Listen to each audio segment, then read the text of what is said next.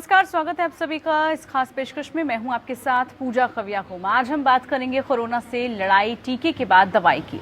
दुनिया भर में पिछले 1.5 साल से अधिक समय से जारी कोरोना ने सब कुछ अव्यवस्थित कर दिया। पढ़ाई से लेकर कामकाज, व्यापार से लेकर नौकरी तक कोरोना ने हर क्षेत्र को प्रभावित किया है।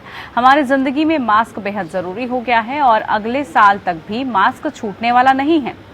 नीति आयोग के सदस्य डॉक्टर वी.के. पॉल का कहना है कि कोरोना महामारी की तीसरी लहर की आशंका से इनकार नहीं किया जा सकता। ऐसे में इस गंभीर खतरे को देखते हुए सभी लोगों को कम से कम अगले साल तक तो निश्चित रूप से ही मास्क पहनना जारी रखना पड़ेगा।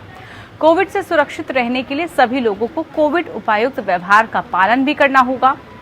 आवश्यक ये जरूरी हो गया है। उन्होंने कोरोना के खिलाफ लड़ाई के तौर पर प्रभावी दवा पर भी जोर दिया है। उन्होंने कहा कि कोविड-19 के खिलाफ लड़ाई के लिए टीकों और प्रभावी दवाओं के साथ अनुशासित सामाजिक व्यवहार की आवश्यकता होती है। तीसरी लहर की आशंका पर डॉक्टर पॉल ने कहा कि जिस तरह से दुनिया भर में कोरोना के हालात हैं, उसे देखते हुए तीसरी लहर के खतरे से इनकार नहीं किया जा सकता। इस लिहाज से अगले 3 से 4 महीने बहुत महत्वपूर्ण होंगे। हम अपनी रक्षा करेंगे, तभी पूरे देश में इस प्रकोप को कम किया जा सकेगा।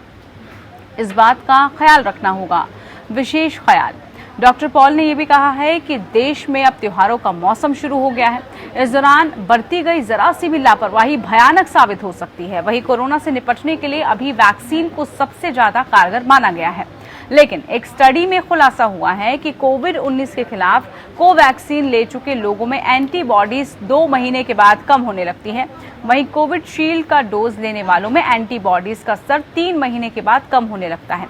इस बात की जानकारी आईसीएमआर के भुवनेश्वर स्थित रीजनल मेडिकल रिसर्च सेंटर की स्टडी में मिली है।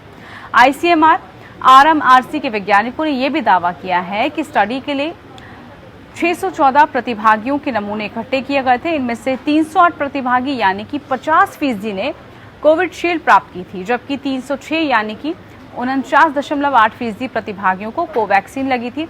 उन्होंने जानकारी दी, इस दौरान ब्रेक थ्रू इन्फेक्शन के कुल 81 मामले सामने आए। स्टडी में यह भी पता चला है कि बचे हुए 533 स्वास्थ्य कर्मियों में एंटीबॉडीज के स्तर में काफी गिरावट देखी गई है। वहीं भारत में कोरोना वायरस संक्रमण का इलाज करा रहे मरीजों यानी कि एक्टिव केस में बच्चों की संख्या में भी इजाफा हुआ है। हाल ही में आयोजित बैठक में पेश किए गए एम्पावर्ड ग्रुप 1 की डेटा से इस बात की जानकारी मिली है। जारी डेटा से पता चला है कि कुल एक्टिव केस में 1 से 10 साल तक की उम्र के बच्चों की संख्या मार्च में 2.80% थी, जो अगस्त में बढ़कर 7.04% पर पहुंच गई है। बहरहाल ऐसे में सवाल यह है कि क्या वाकई वैक्सीन से 2-3 महीने के लिए ही एंटीबॉडी रहती है? क्या ऐसे में दवाई पर फोकस करना होगा? बच्चों में जो संक्रमण बढ़ रहा है उसके लिए और किस तरह की सावधानियां बरतने की जरूरत है? तीसरी लहर से बचने के लिए क्या एहतियात बरते जाएं? आज इसी को लेकर हम चर्चा करेंगे कि आखिरकार कैसे इन सब से बचाव किया जा सकता है। बिल्कुल, तो कोरोना से लड़ाई और दवाई कितनी जरूरी है, इसी को लेकर आज चर्चा का विषय है, क्योंकि सावधानी हमें रखनी है और आने वाले दिनों में जैसे कि आशंका जाहिर की जा रही है तीसरी लहर की, और साथ ही साथ क्योंकि त्योहारी सीजन है, इसमें हमें कितना ख्याल रखना है, इसी को लेकर आज हम चर्चा कर रहे हैं। चर्चा करने के लिए खास मेहमान हमारे साथ जुड़ चुके हैं, उनसे हम चर्चा करते हैं और जानते हैं कि आखिरकार कैसे जो है हम इन सब चीजों से बचाव कर सकते हैं। डॉक्टर अंशुमन कुमार हमारे साथ सीनियर डॉक्टर के तौर पर जुड़े हैं, बहुत स्वागत है डॉक्टर अंशुमन आपका। डॉक्टर अनीता रमेश हमारे साथ सीनियर डॉक्टर अपोलो हॉस्पिटल से जुड़ चुकी हैं। सबसे पहले डॉक्टर अंशुमन, आप ही से मैं जानना चाहूंगी, एंटीबॉडीज को लेकर सबसे पहले जो सवाल उठ रहे थे और अब ये कहा जा रहा है कि जो उनका समय है वो 2 से 3 महीने का रहता है। अब ऐसे में फिर से जो इंजेक्शन लोग ले रहे हैं, अगर उनमें एंटीबॉडी ही डेवलप नहीं हुई तो लोगों में फिर से संशय का विषय बन जाएगा कि वो फिर इंजेक्शन क्यों ले। क्या सवाल है? देखिए, 16 जनवरी 2021 से जब हेल्थ केयर वर्कर को लगना चालू होगा, हम लोग को फर्स्ट डे में लगवाने वाले लोग थे वैक्सीन, तब भी हमने ये बात कही थी, वैक्सीन जरूरी है, लगवाना है, लेकिन वैक्सीन कितने लंबे समय तक के लिए कारगर होगी, इसका रिजल्ट, इसका परिणाम साल के अंत तक पता चलेगा। मतलब 1 साल हो जाए तब ये बता सकेंगे एंटीबॉडी कितने समय के लिए बरकरार है। आमतौर पे सिंगल स्ट्रैंडेड आरएनए वायरस की एंटीबॉडी बहुत लंबे समय तक नहीं चलती, लेकिन फिर सवाल है कि फिर ले क्यों रहे हैं? लेना इसलिए जरूरी है कि अगर 3 महीने का भी प्रोटेक्शन मिला, उस समय जो हमारी मास पॉपुलेशन, हमारी आबादी मैक्सिमम सुरक्षित रही, तो चेन ऑफ ट्रांसमिशन हम तोड़ सकेंगे। चेन ऑफ ट्रांसमिशन टूटते ये वायरस एक वाइल्ड वायरस जैसे पोलियो का वायरस वाइल्ड वायरस बन के सुसुप्तावस्था में चला गया। हमारा एम यही है। वायरस को अगर कभी आप कहें कि क्या पृथ्वी से हम उन्मूलन कर सकते हैं, इरेडिकेट कर सकते हैं, असंभव है। हम इरेडिकेट नहीं कर सकते, वायरस हमारे बीच रहेगा। हमारी कोशिश ये है कि इसका संक्रमण एक इंसान दूसरे इंसान में जाने की प्रक्रिया को रोक सके। वैक्सीन ठीक है, एंटीबॉडी कितने समय के लिए रहती है, इसको लेकर अब जो बात की जा रही है वो तो आपने बता दी, लेकिन दवाई के जहां तक बात है, अब कहा जा रहा है कि दवाई पर भी इसका असर जो है रहेगा। अगर दवाई आएगी उस पर हमें फोकस करने की जरूरत है, तो क्या इंजेक्शन के साथ साथ अब दवाई लेने की जरूरत है और कितना समय इस पूरे प्रकरण में अभी लगेगा? आपने सुना होगा सेमी फ्लू, इस तरह की बहुत सारी फ्लू वाली जो दवाई चल रही है। बीच में फ्लू आउटब्रेक होता है, लोग प्रोफिलैक्टिक भी लेते हैं, थेरेप्यूटिक भी लेते हैं। फ्रैंकली स्पीकिंग, अगर ब्रॉड में बात करूं, ब्रॉड स्पेक्ट्रम में, तो अन्य वायरस के लिए एंटीवायरल मेडिसिन बहुत कम कारगर होती है। टेम्पररी जरूर काम करती है, जब अगर कंडीशन ज्यादा सीरियस हो।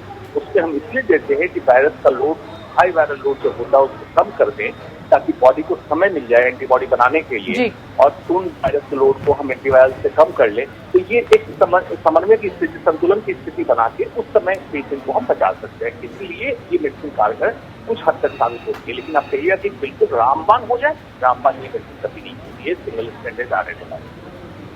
ठीक है डॉक्टर अंशुमन, इसके अलावा अगर हम बात करें बच्चों में संक्रमण की, ये विषय बहुत अपने आप में गंभीर है, क्योंकि हमने देखा कि अब स्कूल्स खुलने शुरू हो गए हैं, हायर क्लासेस के स्कूल खुल चुके हैं। अब धीरे धीरे कहा जा रहा है जो प्राइमरी क्लासेस के बच्चे हैं वो भी स्कूल्स में जाएंगे।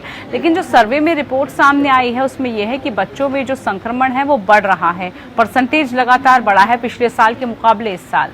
तो किस तरह की सावधानियां बच्चों को लेकर अब हम बरतें? एक से अगर हम 10 साल की उम्र के बच्चों की बात करते हैं तो उसमें ज्यादा संक्रमण दर पाई गई है। बच्चों को हमें तीसरी लहर में सबसे ज्यादा सावधान रखना है, लेकिन कैसे उनको रखा जा सकता है? देखिए, 2-3 बातें यहाँ पे क्लियर हम कर लें कि तीसरी लहर की जब बात चल रही है तो बात बच्चों की हो रही है। इसका मतलब ये नहीं है सिर्फ बच्चे ही संक्रमित होंगे। इसका मतलब ये है कि तीसरी लहर में बच्चे भी संक्रमित होंगे। इसका क्या तात्पर्य है कि जो वायरस का स्ट्रेन म्यूटेट हुआ है, ये कम H2 रिसेप्टर होने के बावजूद भी व्यक्ति को संक्रमित कर रहा है। तो बच्चों में कम H2 रिसेप्टर होता है, उससे भी संक्रमित होगा, तो बच्चे भी संक्रमित होंगे। लेकिन जिनमें वयस्क में, बुजुर्ग में प्रतिरोधक क्षमता नहीं होगी, ऐसे एडल्ट भी संक्रमित होंगे। अब दो बातें इसके बाद सामने आएगी। तीनों सर्वे जो बच्चों में किया गया, तो सेकेंड वेव तक आपने देखा बच्चे क्लिनिकल सिम्टम्स के साथ, मतलब कोई लक्षण के साथ संक्रमित नहीं हुए, लेकिन 65% लगभग सीरो सर्वे पॉजिटिव आया। इसका मतलब है कि जिनके माँ बाप या घर परिवार के लोग एसिम्प्टोमेटिक भी रहे होंगे, उनके बच्चों में एंटीबॉडी बनी, बच्चे संक्रमित हुए लेकिन लक्षण कम हुआ। ये क्यों होता है?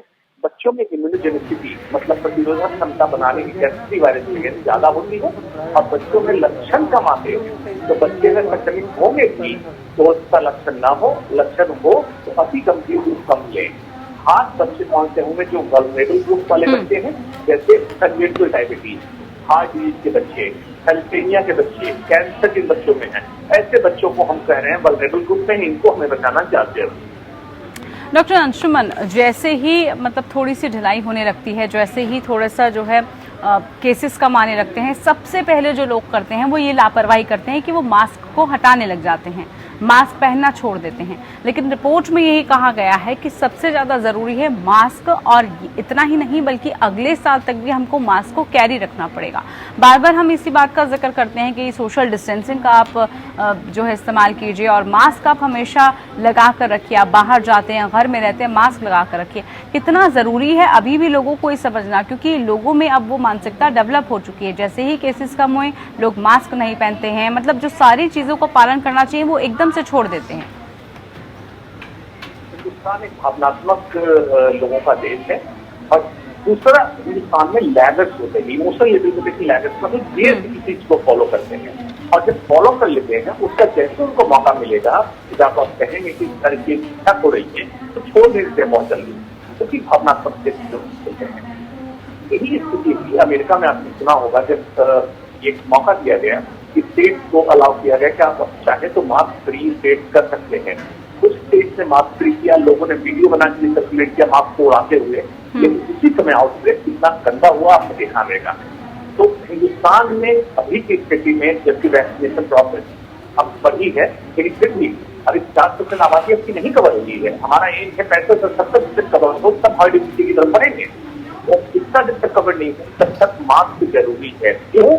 थर्ड वेव 3 चीजों से निर्धारित होगा। मैं एक सूत्र दे रहा हूँ, फॉर्मूला दे रहा हूँ, IVB, individual choice. Individual choice का मतलब होगा हर व्यक्ति कितना कोविड एप्रोप्रिएट बिहेवियर का पालन करता है, मतलब मास्क लगाता है, मॉल जाता है, फेस्टिवल को मनाता है, गैदरिंग से करता है। Individual choice. वेरिएंट, वायरस का कौन कौन सा नया वेरिएंट आता है। और थर्ड वैक्सीन, वैक्सीन व्यवस्थिति को किस रफ्तार से बढ़ा लेते हैं और ज्यादा वैक्सीन लगाते हैं, इन चीजों पर निर्धारित होगा थर्ड वेव आना है तो कैसा। बिल्कुल डॉक्टर अंशुमन, जैसे आपने बताया कि कितना ज़रूरी है मास्क हम सबको इस्तेमाल करना, और अभी भी हमें अगर अभी भी हम इस सिचुएशन को नहीं समझ पाए तो यकीनन हम सबके लिए आने वाला जो समय है वो बहुत हानिकारक हो सकता है, काफ़ी मुश्किलें आ सकती हैं। अब डॉक्टर अंशुमन, इस वक्त हम जो बात कर रहे हैं, आने वाले दिनों में फेस्टिवल सीजन शुरू हो जाएगा, और फेस्टिवल्स का मतलब हमें पता है, भारत जैसे देश में मार्केट्स में सब लोग उमड़ पड़ते हैं, भारी भीड़ देखने को मिलती है हर जगह पर। इसको लेकर बार बार चेताया जा रहा है, एक तरफ तीसरी लहर की आशंका, दूसरी तरफ फेस्टिवल की हम बात कर रहे हैं। इन दोनों चीज़ों को कैसे आपस में हम कनेक्ट करके देखें और कैसे इन सब चीज़ों से बचा जा सकता है, कैसे बचाव किया जाए? जैसा मैंने बताया, IVB फॉर्मूला में इंडिविजुअल चॉइस, मतलब हर व्यक्ति को जागरूक रहना पड़ेगा और ये मानना पड़ेगा कि कोरोना वायरस हमारे बीच है और रहेगी। जब ज्यादा केसेज होंगे उस समय आप इसको पैंडेमिक कहिए, मतलब वैश्विक महामारी, या कंट्री में नंबर प्रिडिक्टेड नंबर से ज्यादा हो तो एपिडेमिक, अदरवाइज एंडेमिक, मतलब हमारे बीच ये वायरस रहेगा। जब इसको मौका मिलेगा, मतलब जब हमारे अंदर एंटीबॉडी कम होगी तब वायरस बढ़ने लगेगा, अदरवाइज वायरस बना रहेगा। तो हमें पूरे कोविड एप्रोप्रिएट बिहेवियर का पालन करना, मास्क लगाना, गैदरिंग से बचना, मीन्स हाई वायरल लोड से हमें बचना पड़ेगा। ऐसा नहीं हम कर सकते हैं कि वायरस से बिल्कुल एक्सपोज ना हो और हम बिल्कुल बचे रहें। सबको संक्रमित होना है, या तो वैक्सीन लगा के संक्रमित हो जाए या कोरोना के एक्सपोजर होकर संक्रमित हो, लेकिन संक्रमित सबको होना है। हमें बचना हाई वायरल लोड से और बचाना है वल्नरेबल ग्रुप को, जो कोमॉर्बिड कंडीशन वाले लोग हैं, वृद्ध लोग हैं, या बच्चों में कुछ खास बीमारी है, ऐसे लोगों को हमें खास ख्याल रखना है। और वो कैटेगरी भी आपने बताई है कि किन किन का ज्यादा ख्याल रखना है। ब्रेक के बाद एक बार फिर से स्वागत है आपका हमारी आज की इस खास चर्चा में। अब प्रशासन की तरफ से अगर हम बात करें तो प्रशासनिक जो है वो कितने हम तैयार हैं, इसको लेकर हम चर्चा करते हैं। हमारे साथ डॉक्टर एम वली भी जुड़ चुके हैं, सीनियर डॉक्टर। बहुत स्वागत है डॉक्टर एम वली आपका। डॉक्टर एम वली, नीति आयोग के सदस्य डॉक्टर वी.के. पॉल ने कहा, वो आपको पता होगा, उन्होंने जो नई बात की है कि तीसरी लहर की आशंका से उन्होंने कहा कि इनकार नहीं किया जा सकता, लेकिन इस बीच मास्क कितना ज़रूरी है और साथ ही साथ हमें कैसे अपने आप को सुरक्षित रखना है आने वाले दिनों में, वो कितना ज़रूरी है। सर, हम चाहते हैं एक बार फिर से आप चर्चा करें इस बात को लेकर, क्योंकि तीसरी लहर के साथ ही हमें जो अपनी ख्याल है वो खुद ही रखना है। बिल्कुल, देखिए, उन्होंने कई बातें बहुत अच्छी कही और उनकी बात से हम इसलिए सहमत हैं क्योंकि ये मास्क हमारा कल्चर है। ये जो मास्क है ये अब हमारा कल्चर है। इसको हमको इसलिए लगाना है कि हमें कोई भी संक्रमण ना हो, कोविड हो, कोविड का वेरिएंट हो, कोई और वायरल इन्फेक्शन हो। यहाँ मैं आपको पीछे ले जाऊंगा।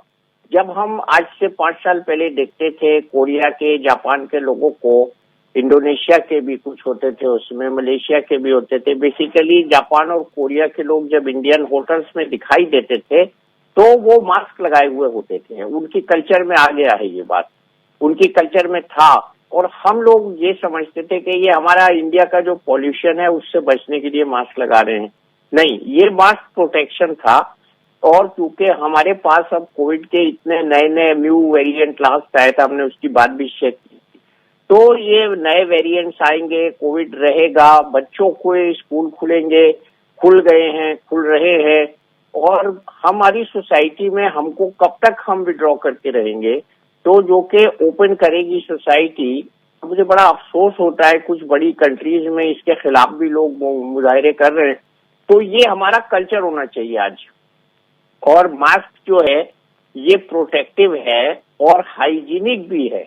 इसमें दो चीजें हैं, अब हाइजीन का भी इशू है और प्रोटेक्शन का भी इशू है। और आपके जो ये आज का प्रसारण है, अगर इसके थ्रू ये संदेश चला जाए कि mask should be our habit, तो ये शायद हम बहुत बड़ा एक किला फतेह कर लेंगे और इस संक्रामक बीमारियों का किले फतेह कर लेंगे और ये हमारे बीच में रहने वाला है। अच्छा, इसकी परिभाषा भी दे दी गई है। WHO ने यहाँ तक तो कह दिया है कि एंडेमिक हो गया है कोविड-19, अब कोविड-20 हो गया, कोविड-21 हो गया, तो कोविड-22 तक रहेगा ये। तो कोविड का जो प्रसार और फैलाव है वो अनलिमिटेड होने के लिए, उसको हम लिमिटेड करने के लिए मास्क का प्रयोग करेंगे और मास्क बहुत जरूरी है। 2 गज की दूरी इसके साथ रखिए, मास्क है जरूरी। तो ये दोनों कॉम्बिनेशन बहुत जरूरी हैं और sanitization should be our habit, our routine. तो 3 चीजें ये रखनी है और ये बहुत सी चीजों से बचाव करेंगी। आने वाले दिनों में संक्रामक बीमारियों से बचाव करेंगी, कोरोना से तो करेंगी ही करेंगी। हमारे लिए बहुत जरूरी है कि हम पोल्यूशन से भी बचें इसके साथ साथ और कोविड की महामारी से भी बचें और दूसरी संक्रामक बीमारियों से बचें। तो ये mask should B a routine habit. इसके अलावा डॉक्टर एम वली, बात वैक्सीनेशन की कर ले, क्योंकि चाहे मास्क की बात हम करें, सोशल डिस्टेंसिंग की बात करें, इसके बाद जो सबसे महत्वपूर्ण चीज़ आ जाती है वो है अपने आप को वैक्सीनेट करना और लगातार ये अभियान चल भी रहा है। लेकिन जो नई रिपोर्ट आई है उसके मुताबिक 2 से 3 महीने एंटीबॉडी का असर रहता है। अब इसको लेकर फिर से लोगों के मन में संशय हो जाएगा, भय हो जाएगा कि भाई अब वो वैक्सीन भी लगवा रहे हैं लेकिन उसके बावजूद भी एंटीबॉडी का जो समय है काफ़ी कम लग रहा है। इससे आपको लग रहा है लोगों में थोड़ा सा डर रहेगा या फिर से वही आनाकानी वैक्सीन को लेकर शुरू हो जाएगी? 2 एस्पेक्ट्स हैं। एक तो जो लोग कोविड के वायरस से संक्रमित हो चुके हैं उनमें कोविड से संक्रमण की जो इम्यूनिटी है वो ज्यादा लंबी रहेगी, 2-3 महीने तो नहीं रहेगी, बहुत ज्यादा रहेगी। और कुछ ऐसी भी स्टडीज हैं जिसमें ये दिखाया गया है कि जो हमारे सिस्टम में एक तरह के मेमोरी सेल्स होते हैं, ये उनको उनमें ये बोन मैरो में ये मेमोरी चली जाती है। दूसरे जिन लोगों को रेगुलर 2 टीके लग गए हैं उनमें भी कम से कम 6 महीने ये रहेगी इम्यूनिटी। अब बात आई बूस्टर डोज की, कुछ कंट्रीज में बूस्टर डोज की बात हुई, हमने भी की। तो अभी बूस्टर डोज हमारे यहाँ शुरू नहीं हुई है। इसका सोल्यूशन ये हो सकता है कि एक टीका जिसकी बूस्टर डोज भी हो अवेलेबल वो हम लगवाएं, या इन तीनों में से जो अवेलेबल टीके हैं उनमें से एक टीका लगवाएं। क्योंकि अभी जो लास्ट स्टेटमेंट आया है WHO के चीफ का, उन्होंने कहा है अभी क्लियरली कि अभी हम बूस्टर डोज को वर्ल्ड वाइड एंडोर्स नहीं कर रहे हैं। जो कंट्रीज अपने लेवल पे कर रही हैं ठीक है वो कर रही हैं, लेकिन अभी हमको पहली जो क्रॉस करनी है हर्डल, पहली हर्डल है कि हमारी पॉपुलेशन जो एलिजिबल पॉपुलेशन है उसको दोनों डोज समय से लग जाए, समय से। तो समय से इसमें इम्पोर्टेंट है। कुछ लोग 1 डोज लगवा के निश्चिंत हो गए, वो भी ठीक नहीं है। अभी डरे हुए भी हैं लोग। आपने आनाकानी शब्द यूज किया, बिल्कुल ठीक यूज किया। लोग बचने के बहाने ढूंढते हैं, बिल्कुल। तो बचने के बहाने नहीं ढूंढने, इसके लिए आगे आना है। और अभी वर्ल्ड वाइड एप्रिसिएशन हो रहा है कि इंडिया में जो स्पीड पकड़ी हम लोगों ने बहुत अच्छी है, तो उसका फायदा उठाना चाहिए। अब बिल्कुल टीका लगवाना चाहिए, जो भी अवेलेबल है उसको लगवाना चाहिए। और भविष्य में और भी 2-3 टीके नए आ जाएंगे तो फ्री हो जाएगा टीका, मतलब फ्री का मतलब सब जगह अवेलेबल हो जाएगा। बिल्कुल। डॉक्टर अम्बली, टीके की जब हम बात कर रहे हैं तो टीके के साथ कहा जा रहा है अब दवाई पर भी बड़ा फोकस है, उस पर भी जोर देने की जरूरत है और उसको लेकर तमाम रिसर्च भी चल रही हैं। लग रहा है आपको वैक्सीन, दवाइयां, सब कुछ एक साथ तभी कारगर साबित हो पाएगा, लोग जब जागरूक भी होंगे और तभी हम कोविड पर काबू पा पाएंगे। जो दवाइयों को लेकर जो चर्चा है उस पर आपकी क्या राय है? मैं इस सवाल का जवाब ऐसे दूंगा कि आने वाले दिनों में nasal vaccine, oral vaccine, single dose vaccine, ये सब आने वाले हैं और अवेलेबल होंगे। इसके साथ साथ कुछ दवाइयां ऐसी हैं जिसको हमने शायद पूरा एक्सेप्ट नहीं किया था, उनको आगे चल के हमको एक्सेप्ट करना है। इसमें आइवरमेक्टिन के फेवर में मैं शुरू से रहा हूँ, मैंने इस्तेमाल की है और इसका लिटरेचर सॉलिड है। मेरे पास एविडेंस है ये कहने के लिए कि कुछ साइंटिस्ट ने 1 से वीक आइवरमेक्टिन को रिकमेंड किया है अमेरिका में, जिन्होंने आइवरमेक्टिन पे काम किया है और उनके हिसाब से 1 से वीक आइवरमेक्टिन जो है प्रोटेक्टिव होगी, एज गुड प्रोटेक्टिव होगी एज ए वैक्सीन। तो ये अब डिसीजन आपके डॉक्टर का है, आपकी गवर्नमेंट का है, आपकी ICMR का है, आपकी सब तमाम गवर्निंग बॉडीज का है। तो वो कब इसको लाएंगे, कैसे लाएंगे, ये उन पे डिपेंड करता है। साइंटिफिक एतबार से हमारे पास आइवरमेक्टिन पर 1 से वीक के लिए लिटरेचर है, ट्रीटमेंट के लिए भी है और प्रिवेंशन के लिए भी है। बड़ी महत्वपूर्ण बात आपने की है। डॉक्टर अंशुमन भी हमारे साथ लगातार जुड़े हुए हैं। डॉक्टर अंशुमन से हम चर्चा ही कर रहे थे इससे पहले कि वो इस दवाई को लेकर क्या कुछ अपनी राय रखते हैं। डॉक्टर अंशुमन, अब दवाई को लेकर जिस तरीके का डिस्कशन चल रहा है कि आने वाले वक्त में बहुत महत्वपूर्ण हो जाएगा वो, और जितनी भी रिसर्च हैं वो भारत में ही बताने के लिए काफ़ी है कि भारत सक्षम है उन दवाइयों को बनाने में भी और देने में भी। क्या आपको लग रहा है आने वाले वक्त में वैक्सीन के साथ साथ लोगों को हम दवाइयाँ भी मुहैया करवा पाएंगे, जल्द से जल्द कोरोना पे काबू पा पाएंगे? देखिए, जहाँ तक बात है कि प्रोडक्शन कैपेसिटी, भारत में प्रोडक्शन कैपेसिटी कभी कोई कमी नहीं है, न दवाई है न वैक्सीन, प्रोडक्शन कैपेसिटी हमारे साथ है। डॉक्टर एम्बली ने बहुत क्लियरली इंडिकेट कर दिया कि इसके लिए agency, health agency, ICMR, ministry of health और डॉक्टर जो गाइडलाइंस बनाए वो बहुत सतर्कता के साथ बनाए और पारदर्शिता के साथ पेश करें।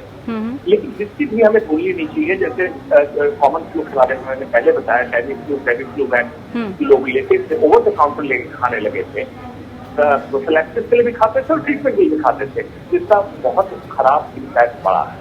याद रखना पड़ेगा, corona virus single strand RNA virus से एंटी वायरल मेडिसिन इतनी कारगर नहीं होती सिंगल स्ट्रेंड RNA वायरस से, एक्सेप्ट ICU सेटअप में, या जिसके लिए डॉक्टर बली साहब ने आपको कहा कि डॉक्टर को डिसाइड करने दो। मतलब टेलीविजन शो देख के ये ना समझ लें कि हम लोग जो गाइडलाइन दे रहे हैं उसको जाके आप फॉलो कीजिएगा, समझ कीजिएगा, खुद से डॉक्टर ना बन जाए।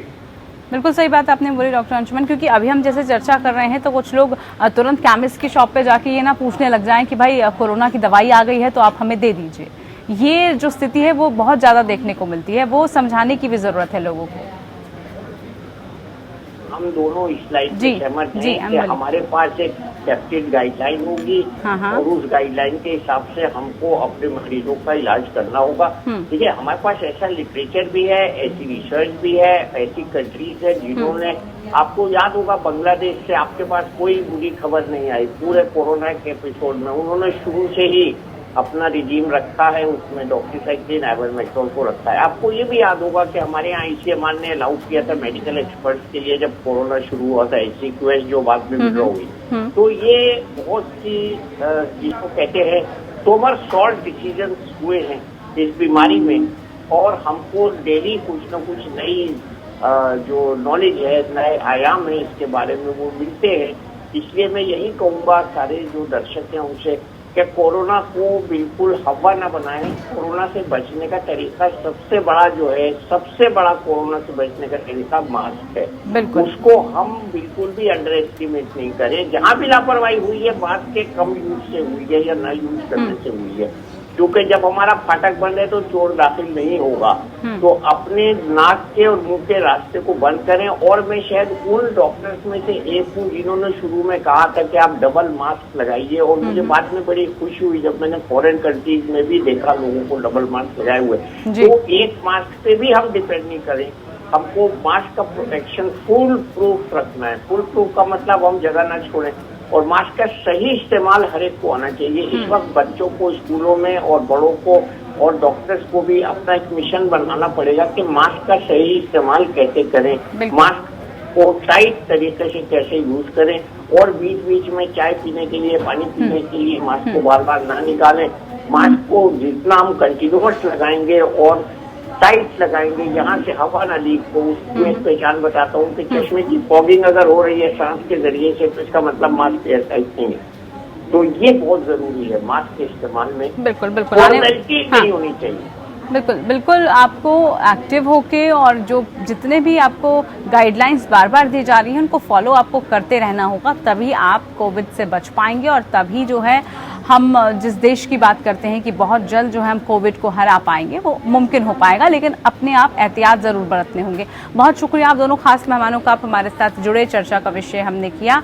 अब लगातार इस बात को लेकर कोशिशें की जा रही हैं कि दवाई कब तक आती है, लेकिन दवाई, कड़ाई और साथ ही जो वैक्सीन है वो आप सबको लगाना बहुत ज़रूरी है। अपने आप को आप स्वस्थ रखेंगे, हेल्दी रखेंगे, तभी आप कोविड से बच पाएंगे। फिलहाल हमारे आज के इस खास पेशकश में इतना ही। नमस्कार।